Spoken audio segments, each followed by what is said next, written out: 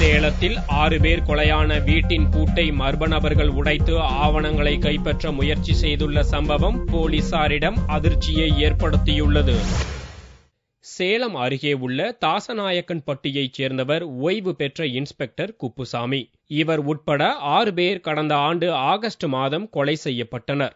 இந்த வழக்கு தொடர்பாக முன்னாள் அமைச்சர் வீரபாண்டி ஆறுமுகத்தின் உறவினர் பாரப்பட்டி சுரேஷ் உட்பட பலரை போலீசார் கைது செய்தனர். இதைத் தொடர்ந்து சிபிசிஐடி போலீசார் குப்புராஜின் வீட்டை பூட்டி சீல் வைத்து தங்களுடைய கட்டுப்பாட்டுக்குள் கொண்டு வந்தனர். இந்நிலையில் கடந்த சில நாட்களுக்கு முன்பு 6 பேர் கொலையான வீட்டில் திடீரென தீப்பிடித்து எரிந்தது. இதையடுத்து தற்போது வீட்டின் பூட்டு உடைக்கப்பட்டு அங்கிருந்த பொருட்கள் கலைந்துள்ளதாக குப்புராஜின் மகள் விஜயலட்சுமி கூறினார். தாசநாயக்கன்பட்டியில் 6 பேர் மர்டர் ஆன இடம் எங்க அப்பா அம்மா தம்பிங்க தான்.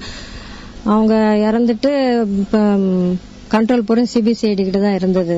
சாவி பூட்டெல்லாம் போட்டு அவங்க தான் வச்சிருந்தாங்க. இன்னைக்கு திங்ஸ் எல்லாமே பீரோ உடைச்சிருக்காங்க. 2 வீட்டு பூட்டை உடைச்சிருக்காங்க. பீரோ உடைச்சு அவங்க எல்லாம் உள்ள இருக்க பீரோல இருக்கிற திங்ஸ் மேல இருந்து எல்லாமே ஏதோ தேடி பார்த்திருக்காங்க. என்ன எடுத்தாங்க என்ன தேடுனாங்கன்னு தெரியல. சிபிசிஐடி போலீசாரின் கட்டுப்பாட்டில் உள்ள வீடு உடைக்கப்பட்டு அங்குள்ள ஆவணங்களை மர்ம நபர்கள் கைப்பற்றி இருக்கலாம் என்றும் அப்பகுதி மக்கள் தெரிவிக்கின்றனர்.